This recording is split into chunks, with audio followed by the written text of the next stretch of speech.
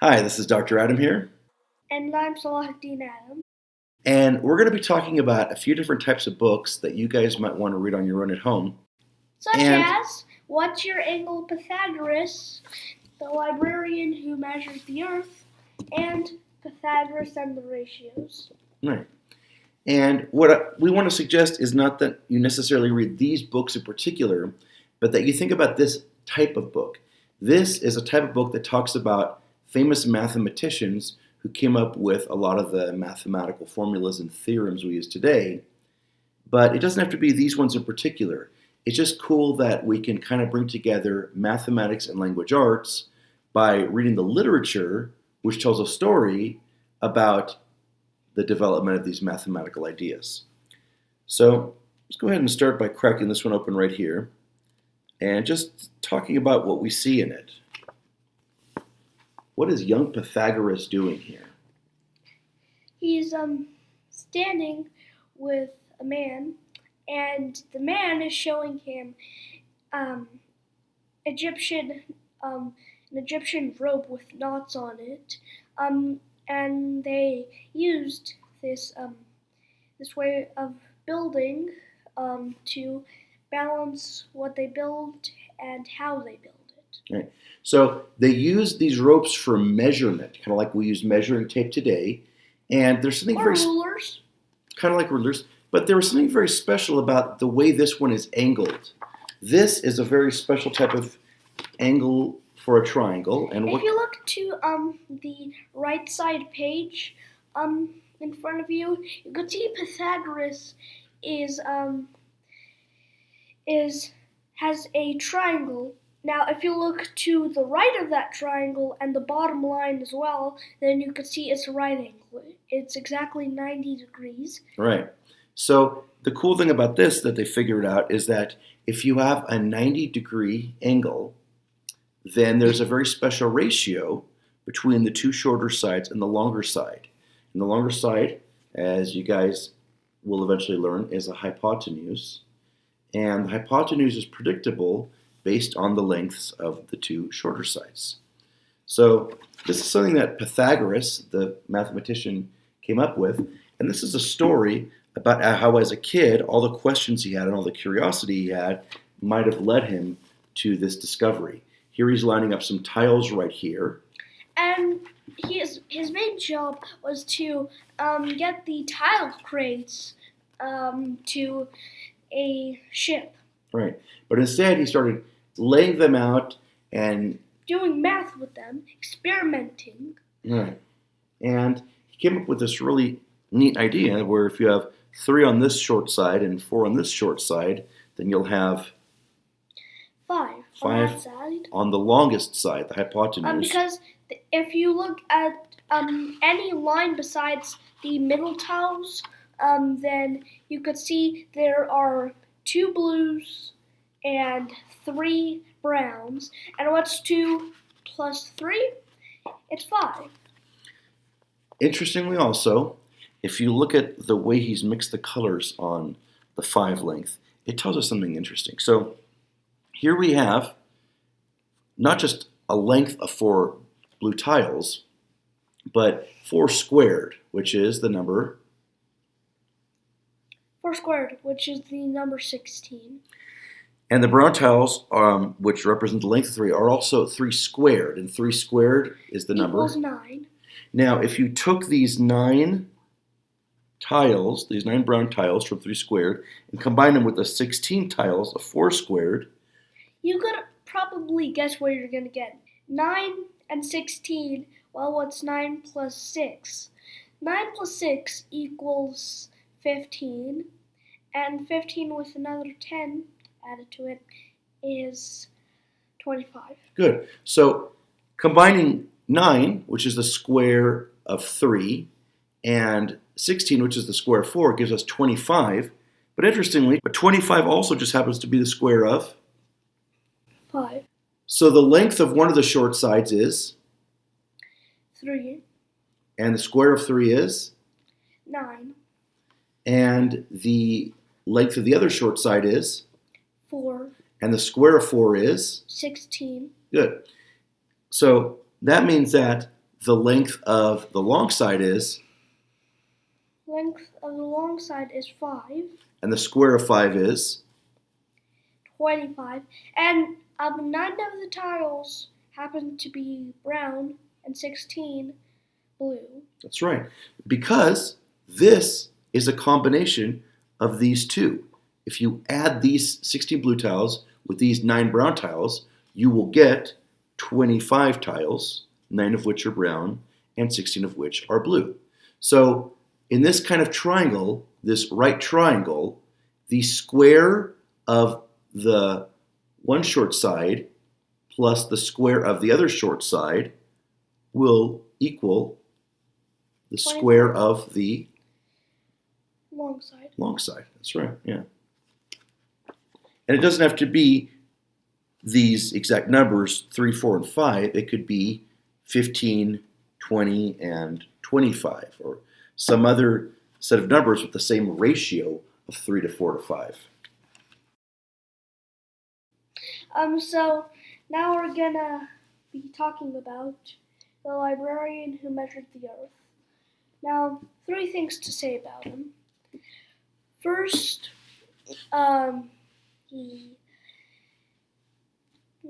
he measured the earth using shadows. Speaking of shadows, shadows are made by a source of light reflecting on something that's blocking its way. Not reflect. That's Being blocked by. Yeah, and it creates this very dark spot, and it's called a shadow. Second, he had hundreds, possibly thousands of questions. All right. Now, the question is, how did he use shadows to figure out how big the Earth is? They didn't have the kind of technology that we have today with satellites and space travel and that sort of stuff. So they didn't even have telescopes because Galileo wasn't hadn't been in born that yet. time. Yeah. So what he did is he figured out that if you're standing on a different part of the Earth on the same day, your shadow will be a different size.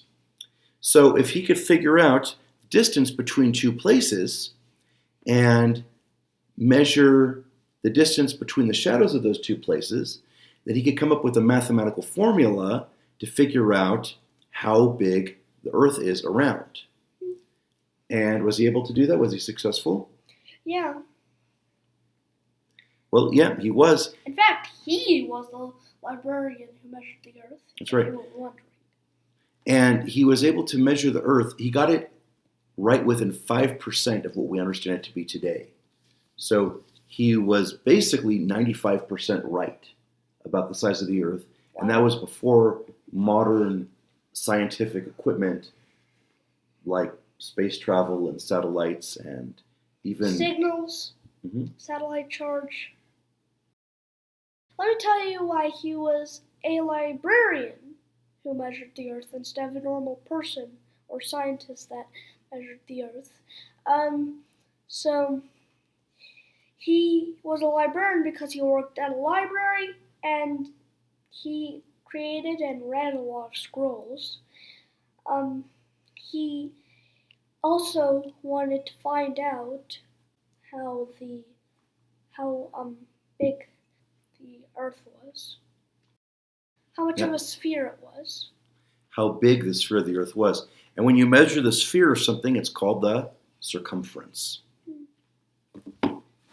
So you don't have to read about these mathematicians in particular. There are a lot of great mathematicians with interesting stories, but it's just the idea of combining language arts and math by reading about the people who came up with these mathematical formulas that we use every day. Now, the next type of book I want to discuss is comic books that are based on chapter books. Such as The Hound of the Baskervilles, which is a comic of Sherlock Holmes. Very cool one, in my opinion. So, as we know, Sherlock Holmes books, the chapter books, might be kind of long and difficult to read. But if you put the exact same story in comic book format, then it might be fun to read. Fun to read and definitely easier, right? So the thing about this is, at some point in your education, you're going to be faced with chapter books. And a lot of them are going to be the literary classics like Sherlock Holmes, or like H.G. Wells' Time Machine, or like Homer's Odyssey. And you could say, well, that chapter book seems scary. I'm just not going to do a good job. Or you could say, you know what? I want to read the comic book of it first, really understand the story, and then I can go back and the chapter book won't look so scary anymore. So that's one type of book that you guys might want to consider. All comics are fun, or at least easy to read, and these are books that you're probably going to come into contact with at some point anyway. And just reading great literature really opens your mind up too. It makes you think about more complicated storylines, more complicated scenarios, more complicated time sequences.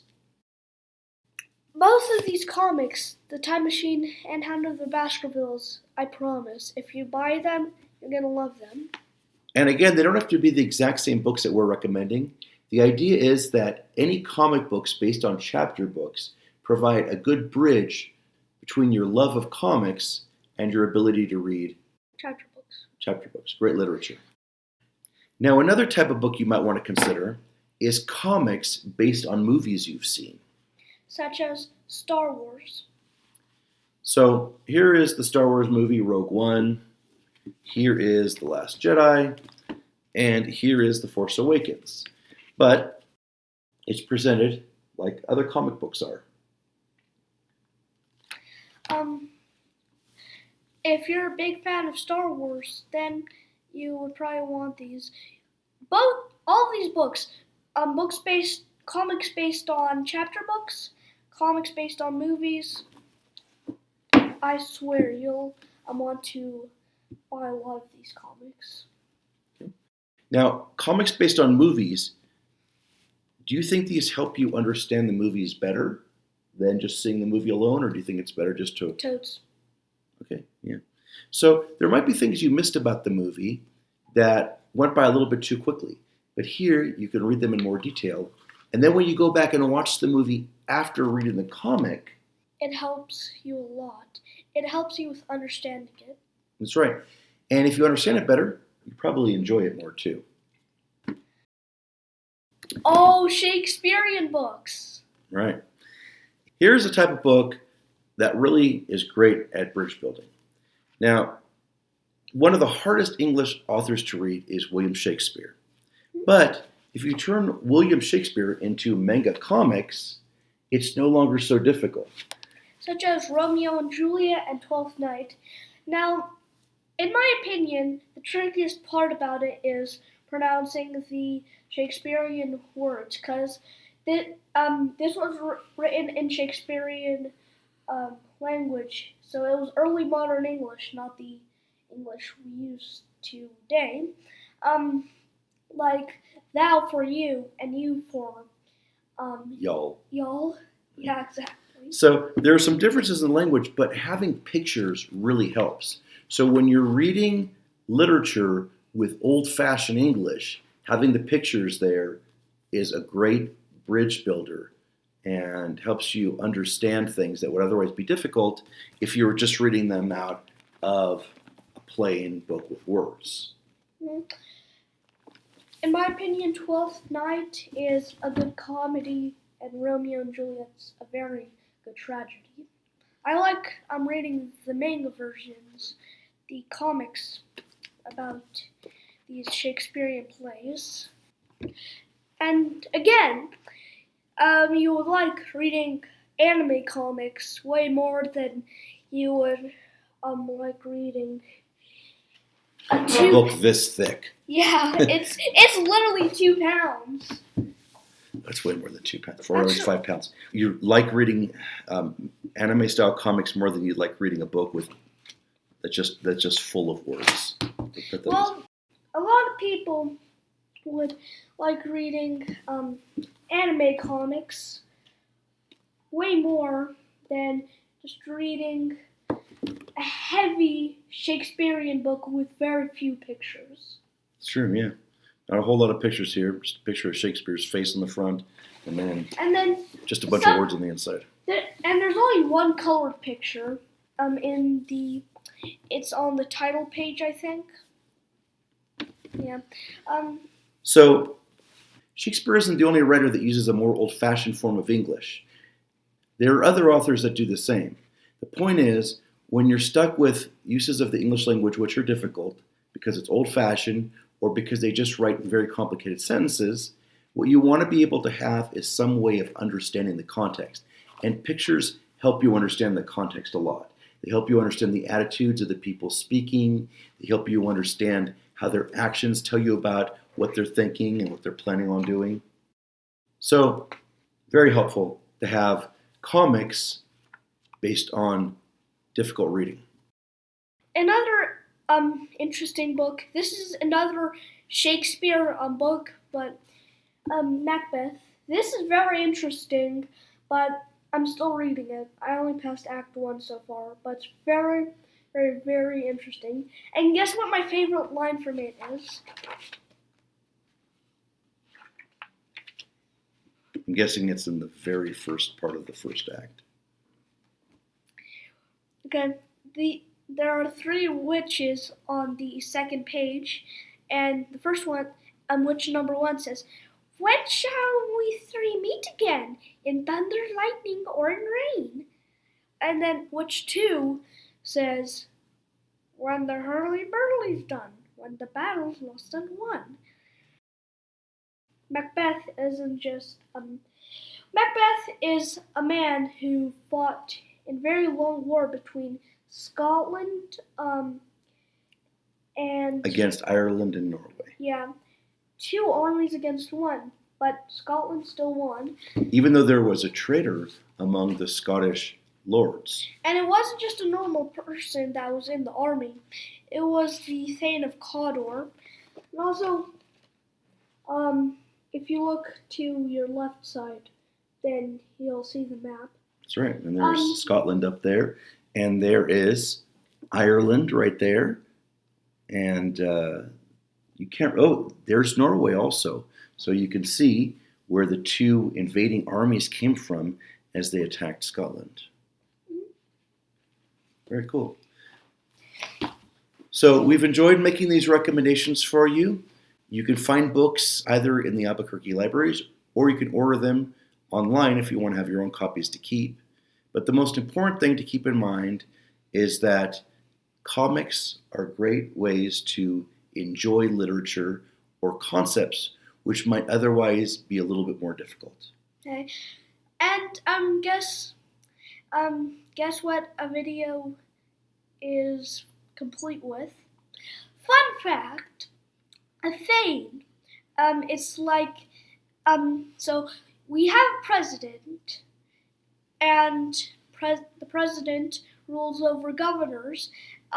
In places like England and Spain, there are kings which rule over thanes. So think of kings as presidents and thanes as governors. That's right. In England and Spain, they would more likely be called counts. And then in Scotland, they would be called thanes. Yeah, in England, you could actually call them counts or earls. And thane is the Scottish word. But yeah, it's interesting that we have the kind of government we have, where we have the president ruling over the nation and the governors ruling over the states.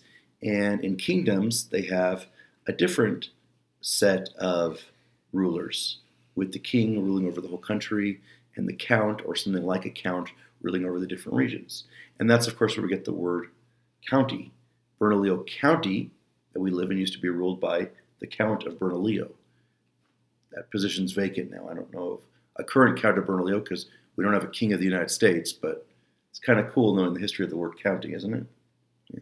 All these types of books, whether it's manga Shakespeare, comics based on movies, or comics based on chapter books, or mathematician books. You're going to love all of these books. You're definitely going to enjoy this type of literature more, and it should make you enjoy these subjects more. So when you're in a situation where you have to read the chapter books, or when you're in a situation where you're learning more about these mathematical formulas, the stories behind them all will make a lot more sense. Mm-hmm. All right, guys. Good Good talking to you. Catch you later. Bye-bye. Bye. Like and subscribe.